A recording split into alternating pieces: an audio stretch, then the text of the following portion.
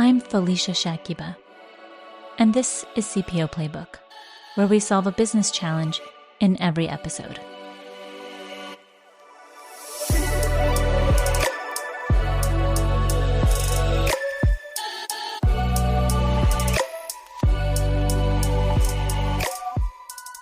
Artificial intelligence has rapidly shifted from a buzzword to a driving force reshaping industries, and HR is no exception. But with every innovation comes new challenges.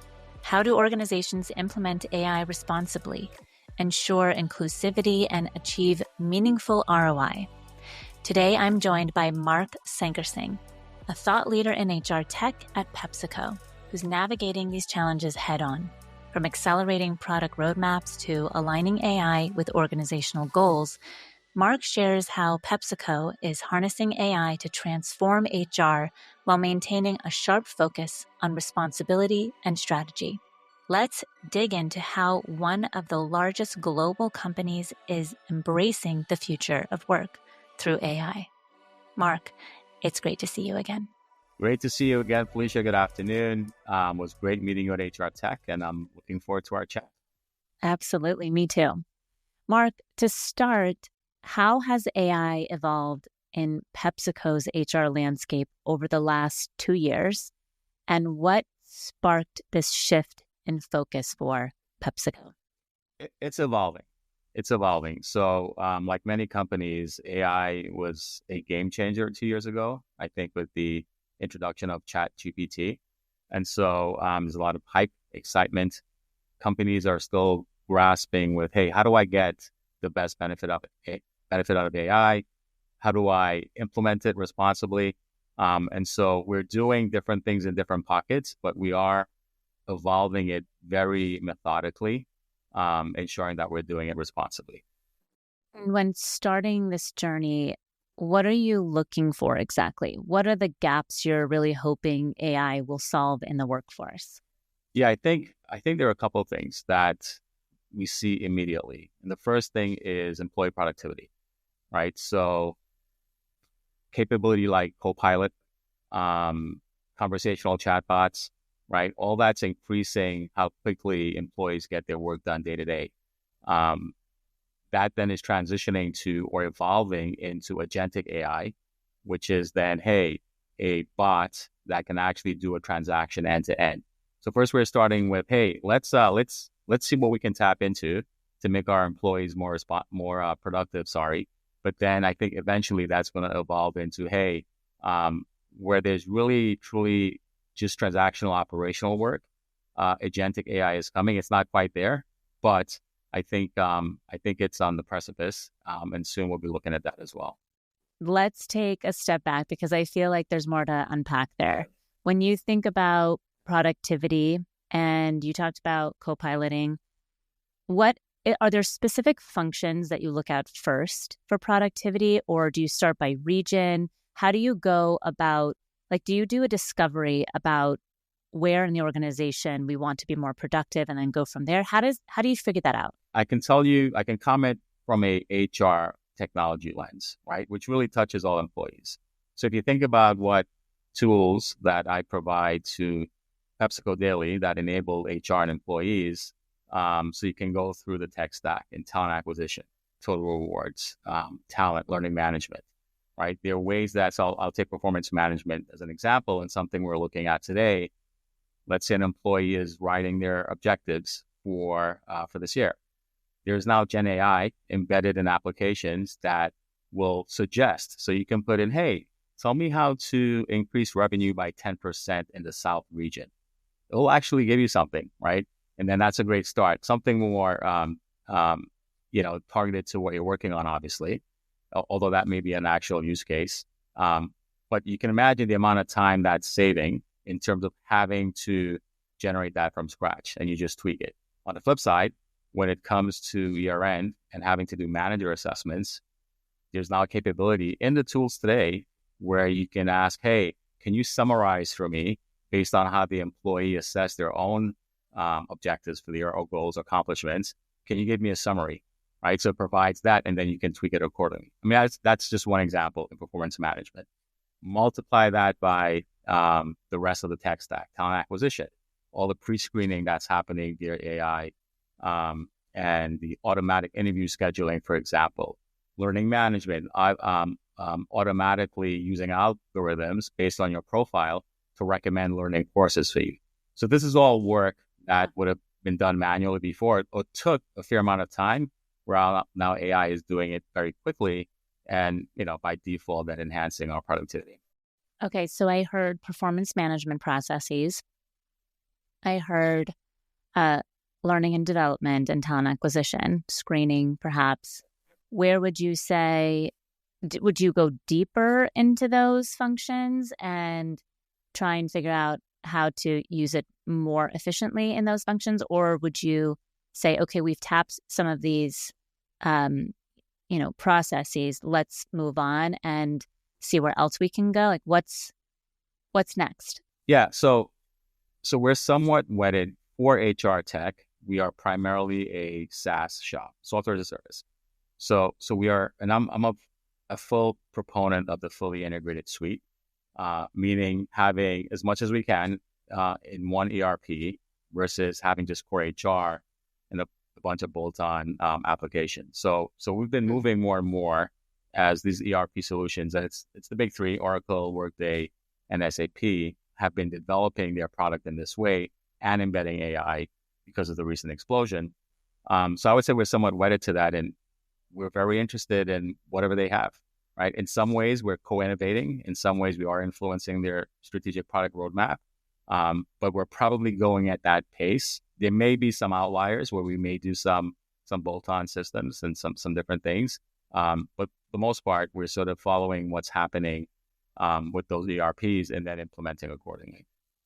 Interesting. So I think there's a lot of different ways to do it, but it's really interesting to kind of hear your approach. And I know that many organizations are really excited about generative AI, but implementing it responsibly, I think, is really key. So what guardrails does PepsiCo have in place to ensure transparency, fairness, and really using it ethically? Yeah, great question. So PepsiCo was actually one of the first organizations to really embrace responsible AI and develop a framework for responsible AI very early on. And when you think about the frenetic pace of AI, certainly the capabilities haven't, or the guardrails, the governance haven't really kept pace with the capabilities. Right? Capabilities far exceeded the guardrails, and to a large extent, it still does. So PepsiCo came out very early on with there were 9 sort of principles that we had, which has since been replaced, by the way. And so we're following the OECD organizations for economic cooperation and development. So there are 42 some odd countries, 47 that are part of this, that have opted into this framework, which is really all about AI principles. And it's everything you just said. It's transparency, fairness, explainability, and then human centricity as well, and sustainability are part of the principles. And so we've used that as our framework. We've since embedded it into PepsiCo. And there were 2 pillars that sprung from that. There was an AI policy that really sort of governs how you go about implementing responsible AI, and the guardrails and how you remain compliant with IT and so forth.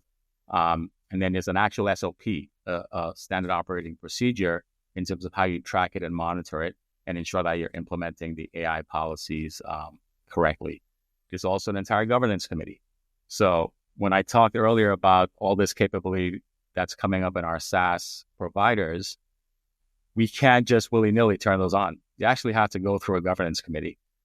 That's a cross-representation of legal, compliance, HR, information security, data scientists, that we have to kind of sit down and go through, okay, what does it do? Are we following our principles? Is there any bias, right? Especially in the talent acquisition space. So yeah, I feel very proud actually of where we are and the guardrails we have to implement AI responsibly. How often are you meeting with the governance committee, and how many people would you say are on this committee? As often as needed. And so there are about 7 people on the committee, sort of working members, and then there's a governance committee oversight committee above that of more senior stakeholders. But so if tomorrow we decide, hey, we're interested in this AI, this Gen AI that's happening in one of my tech stacks, we'll have to tee that up, get all the information behind it, what it does, how it works, and then we present that to committee, and then there's a sort of a back and forth and a review and an approval before we move forward. Hi, I'm Cole Napper, host of Directionally Correct, the #1 people analytics podcast in the world. Come check out our podcast that dives deep into topics like people analytics, workforce planning, and talent intelligence, helping leaders across the globe navigate the future of work with insight and a little bit of fun. We'll be right back. Back to the show. Got it. Okay. And I think that's fair to say because, especially when you're creating a committee, I think it's really important to have those diverse voices across the organization. Otherwise, it's, you're reporting to, maybe some people with groupthink or only look at it in one way and one perspective. And I've seen that happen, unfortunately. But designing and creating a committee, I think, is really, really important to regulate the fairness and bring in all perspectives. And so I think that makes a lot of sense that you've done that. Recruiting, I know it really often highlights both the power and the pitfalls of AI. And so I wanted to find out if you can share how PepsiCo balances efficiency in hiring with avoiding biases in AI-driven tools. Yeah, very, very carefully. And just to underscore your last point, that diversity on the AI committee, I've seen it firsthand. There's zero groupthink, which is what you want, right? You have people challenging and debating, and I think that just results in the right and the best outcome. 100%. The recruiting space is a challenging one. When I said earlier that we had these 9 principles now following the OECD. It was one of the first platforms we looked at because that's where you probably have the most opportunity for bias or applying AI not responsibly or not even aware of it. So what we did was we literally went through the entire process end to end, hire to onboard, starting with attraction, right, and then engagement and how a candidate or candidates flow through the process. Because there's automation in there that's not quite AI, but there is selection, there is screening, there is down selection, there's automation like interview scheduling and so forth. That's fine. But at the end of the day, where we landed was there wasn't any bias because ultimately a human person makes a decision. Okay. And in terms of the screening and down selection, that's also reviewed, okay, to make sure that we didn't miss anything. Giving our inclusive goals. So, we feel pretty comfortable in terms of our process and that we're applying it responsibly.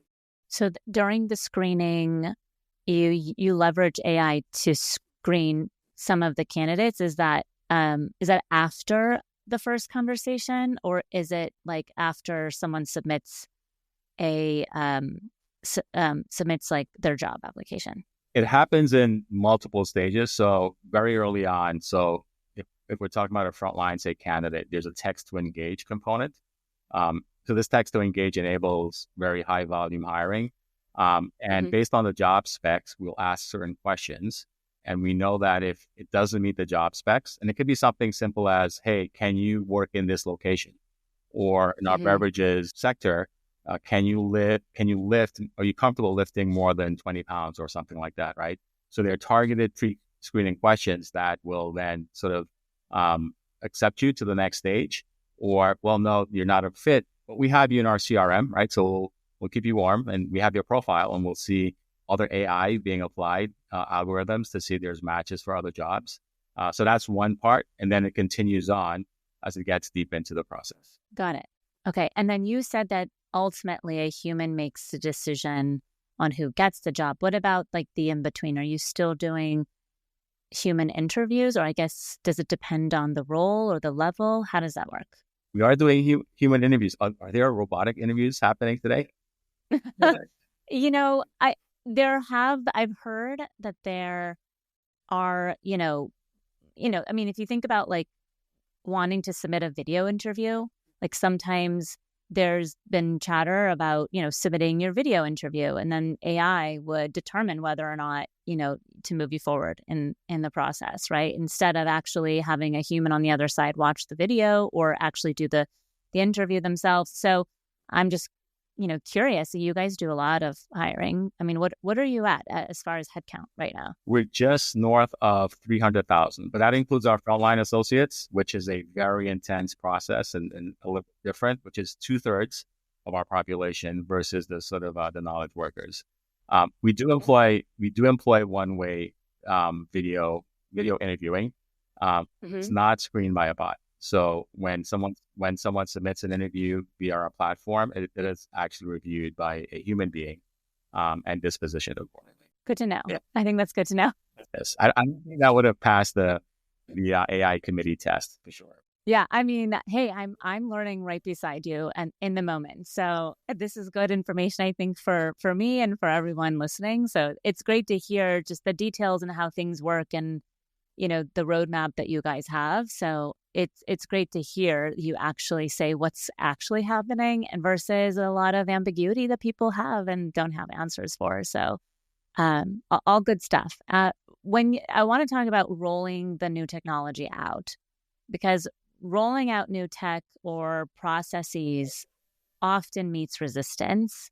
And it would be good to learn more about your environment at PepsiCo. How do you approach change management to ensure that employees and leaders adopt the AI solutions effectively? I mean, there's probably little resistance that they would want to adopt it, or maybe not. Just you tell me.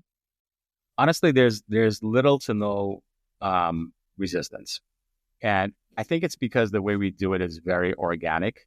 It's not something, at least to date, we felt like we needed this big campaign or, need to promote this or try to sell it. If anything, it's been more of a pull rather than a push, which is great because employees and managers are used to a consumer grade experience outside of the office.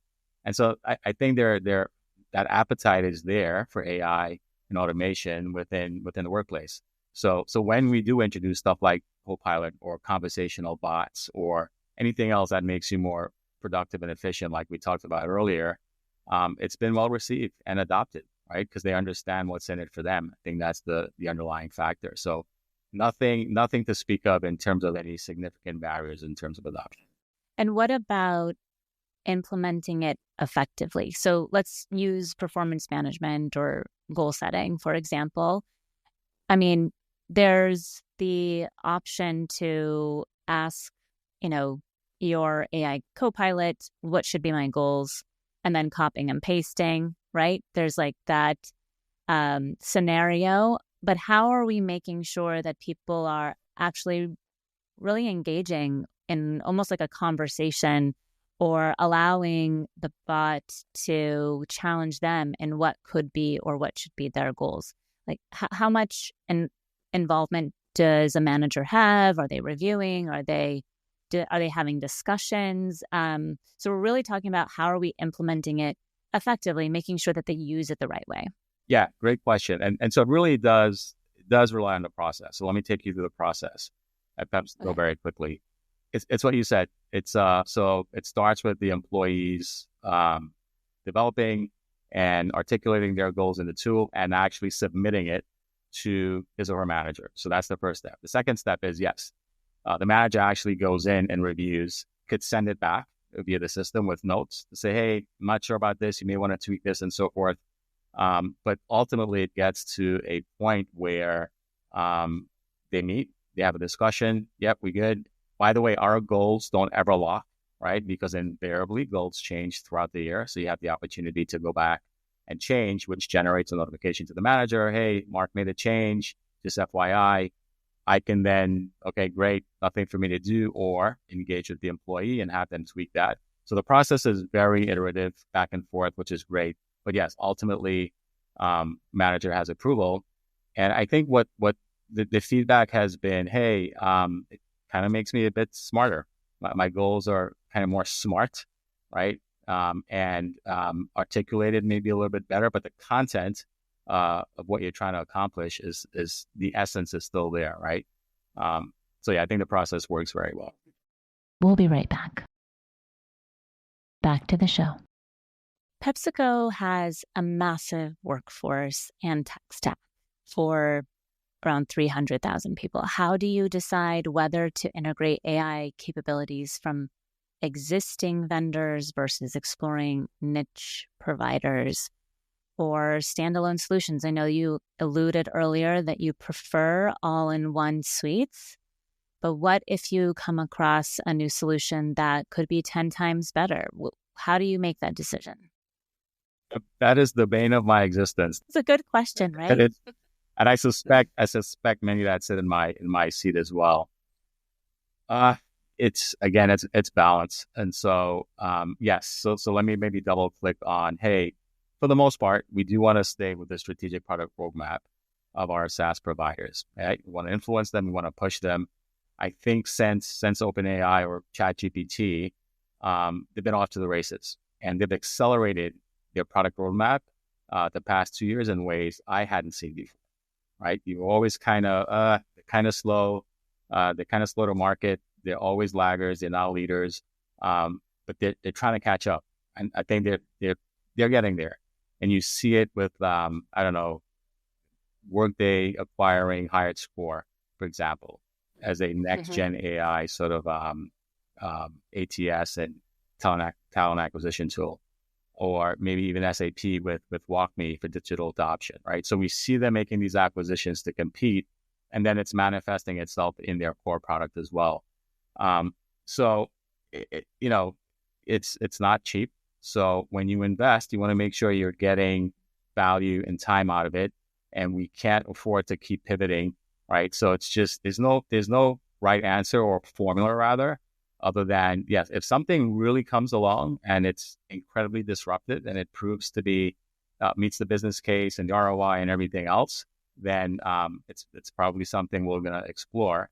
But at some point, knowing that technology is continually evolving, right? You'll always be chasing your tail if you don't just kind of pause, double down on what you have, and then maybe set a 5-year plan to reassess and maybe upgrade. Yeah, and it's not always about the fanciest tech, right? It's like you said, having to align with the business case, the values of the business needs, timing, I'm sure, I think plays a part. So I am sure there are multiple or various ways of making those decisions, but it sure is tempting to look at all the new tech and, how fast this space is moving. I mean, you and I were at the conference and we saw a host of things changing. So I can only imagine what this year will bring, but we'll find out soon, right? HR tech was overwhelming. Hundreds, and every company is an AI company now, right? So, and they're using these terms and trying to sell you. So yes, it is overwhelming navigating that landscape. But I think we have a good North Star in terms of how we approach it. Just curious, at HR Tech, were there a couple of things that you saw that you really were curious about or you really loved or were intrigued about? Yes, one specifically. And so currently we're looking at onboarding a next gen high volume hiring platform for our frontline associates. Okay. So this space and that persona has become very competitive in terms of how you attract and retain. And so speed to hire is incredibly important. The tools we have in place today, they're okay, but they're not going to get us to where we want to be. And they're not on par with some of the next gen AI driven platforms. So won't say any names, but there are a couple that I've had several follow-ups and exploring that will be on the shortlist in terms of our assessment and selection. It's exciting. I think I know who you're talking about, but I'm not going to say. I can tell you offline. Yeah. Looking ahead, right? Because AI is evolving at breakneck speed. I think I've mentioned that before on the show, but how does PepsiCo plan for agility without falling prey to constantly chasing the latest shiny object in AI innovation? Yeah, again, did I mention bane of my existence? So you can imagine. So I support these HR COEs and TR and TA and learning and so forth, talent management, and they're going to conferences. They're benchmarking against other clients, right? And they're seeing all this stuff, and so they're bringing that back. And hey, Mark, we should look at this. We should look at this. And again, but it's kind of looking at the next shiny new toy, which is exciting, but it's not practical, right? We can't run the organization that way. So it's balanced, right? It's balanced, like I alluded to earlier. It's, hey, how do you, and in some ways, how we deal with that is, what I would recommend is you start small, and you maybe POC something or do a small scope and see how that proves out. Invariably, as you're doing that, things are going to change, and there's enhancements or new tech that you can then pivot. But at some point, you've got to pull the trigger and say, okay, are we now ready to scale more broadly, maybe even globally? But once you do that, you've got to get the return on your investment, right? You can't continually invest. We want to invest. We are investing, but there's a balance there in terms of when we start pivoting and looking at new solutions. And AI also brings sort of philosophical questions about work. So do you see it enhancing human potential at PepsiCo, or is there concern about over-reliance on technology replacing human judgment? Yeah, I mean, I think the sentiment. So yes, I do see it enhancing human potential significantly, as we discussed earlier. Productivity. Some people may say AI makes you dumb. Some people would say it makes you smarter because it's enhancing your capabilities and your knowledge. So, I'm more on it enhances you and your productivity. But there is today already, folks are concerned about AI, being used to replace human judgment. All right. I don't think we're there yet. I don't think we'll be there for some time. But it's advancing so rapidly. Who's to say? But I would say, yes, it is a concern today, but it's not necessarily a concern for me or for PepsiCo as we sit here today. Finally, for leaders in similar roles, really grappling with AI adoption, what advice would you give to balance innovation with responsibility and long-term strategy? Yeah, I would say, first and foremost, understand responsible AI. Have a framework. Look at OECD or, benchmark with other companies to understand what they're doing. That's key. Those are your guardrails. So you should have that in place before you look at anything. And then really don't do AI for the sake of AI. Don't be seduced by it. Don't get too involved in the hype or have FOMO. Okay. Really understand the practical applicability to your organization. And to the question you asked earlier, what are you actually trying to solve for? Make sure there's that. Make sure you understand the business case, the ROI, right? And you do that, because that's how we approach it as well. We may not have full measures in terms of how we measure the ROI, but we understand the applicability, and we know, at least anecdotally, that it's moving the needle in terms of productivity and it's adding value, right? And then we'll figure out sort of how to quantify that a little better as we continue to evolve.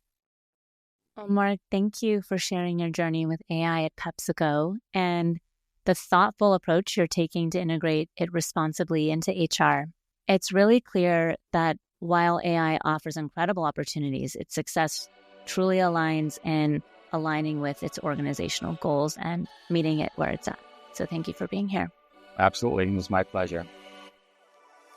If today's episode captured your interest, please consider sharing it with a friend and leaving a review. To learn more about how CPO Playbook can support you or a leader you know with executive coaching or organizational transformation, visit us at cpoplaybook.com. Your support as a subscriber means the world to us, so thank you for tuning in. I'm Felicia Shakiba. Let's connect on LinkedIn. See you next Wednesday.